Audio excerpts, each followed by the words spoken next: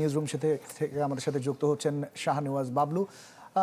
বাবলু, দীর্ঘ 17 বছরের আসলে অপেক্ষা, 17 বছর পরে এই যে একটা মাহেন্দ্রক্ষণ, সারাটা দিন গেল আপনি সেখানে ছিলেন, আবার নিউজরুমে এসেছেন, কেমন দেখলেন এই 17 বছরের পর একটা রাজসিক একটা প্রত্যাবর্তন? কেমন ছিল আজকের দিনটা?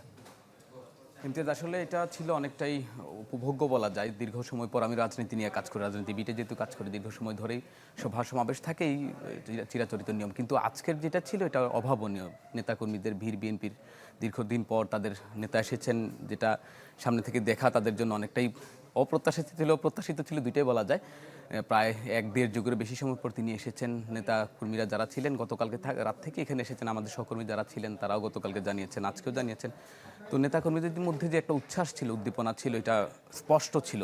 বিশেষ করে শুধু নেতাকর্মী নয়, আমি কিছুক্ষণ আগে জান্নাতুন নাঈম তিনিও বলেছিলেন যে আসলে নেতাকর্মীর বাইরেও সাধারণ মানুষও এখানে এসেছেন, তারা উচ্ছ্বাস প্রকাশ করেছেন তারেক রহমানকে দেখার জন্য। বিশেষ করে 2001 থেকে 5-6 পর্যন্ত তারেক রহমানকে যেমন দেখেছিলেন, আজকের তারেক রহমান কেমন সেটা দেখার জন্য অনেকে এসেছেন। আসলে নেতাকর্মী তথা সাধারণ মানুষ বলেছেন আসলে তার মধ্যে পরিবর্তন। বিশেষ করে আমি যদি তার বক্তব্যের কথাটা বলি,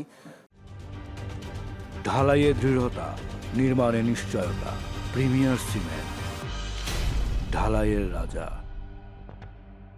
বক্তব্যে তিনি অনেক ম্যাচিওর কথা বলেছেন। বিশেষ করে তিনি কোনো হিংসার কথা বলেন, তিনি বাংলাদেশ গড়ার জন্য, বাংলাদেশ আগামীর বাংলাদেশ, বৈষম্যহীন বাংলাদেশ কথা বলা হয়েছিল, যে জুলাই গণ অভ্যুত্থান হয়েছিল সেটার জন্য, সেই ধারা যাতে থাকে। বিশেষ করে ওসমান হাদির কথা বলেছেন, যে ওসমান হাদি গণতন্ত্রের জন্য লড়াই করে শহীদ হয়েছেন, শাহাদাত বরণ করেছেন, তার যে রক্ত এবং জুলাই গণ অভ্যুত্থানের যারা প্রাণ দিয়েছেন, রক্ত ঝরিয়েছে, তাদের রক্ত যাতে বৃথা না যায় সেই জন্য সবাইকে ঐক্যবদ্ধভাবে কাজ করার আহ্বান জানিয়েছেন। বলেছেন যে বৈষম্যহীন বাংলাদেশের জন্য আমরা সবাই একসঙ্গে কাজ করব। বিশেষ করে তিনি সকল রাজনৈতিক দল, বিভিন্ন ধর্ম, বর্ণ অনেকেই থাকতে পারেন, তো সবাইকে একসঙ্গে কাজ করার আহ্বান জানিয়েছেন। ইমতিয়াজ,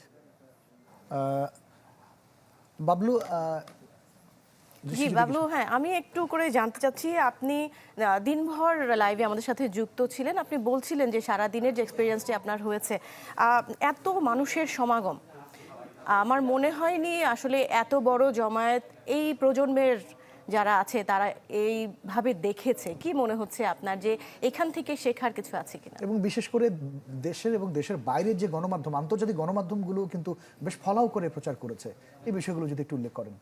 হ্যাঁ, ডেফিনেটলি ইমতিয়াজ, আসলে এটা অনেকটাই অভাবনীয়। আমি তো প্রথমেই বলেছি যে এই রকম আমি নিজেই দেখিনি এত মানুষের জনসমাগম। বিশেষ করে আপনি যদি দেখেন যে এয়ারপোর্ট থেকে তখন তারেক রহমান যখন বের হয়েছেন, সেখান থেকে রাস্তার দুপাশে নেতাকর্মীরা তাকে যেভাবে স্বাগত জানিয়েছে। বিশেষ করে সারা দেশের, সারা রাজধানীর বিভিন্ন স্পটগুলোতে বিএনপির পক্ষ থেকে বিভিন্ন বুথ বসানো হয়েছিল যাতে কারো কোনো সমস্যা না হয়। বিএনপি যদিও আগে থেকে বলেছে যে আসলে তাদের নেতা দীর্ঘ সময় পর আসছেন, এই আশাকে কেন্দ্র করে সাধারণ মানুষের মধ্যে জনভোগান্তি যেটা হবে সেটা জন্য তার আগে থেকে ক্ষমা প্রার্থনা করেছিলেন। তো আজকে এই ফেরাটা আসলে নেতাকর্মীদের জন্য অনেকটা উচ্ছ্বাসের ছিল, কারণ দীর্ঘ সময় ধরে তারা ভার্চুয়ালি তাদের নেতার বক্তব্য শুনতেন, তারা আসলে কাছ থেকে দেখার একটা সৌভাগ্য হয়নি।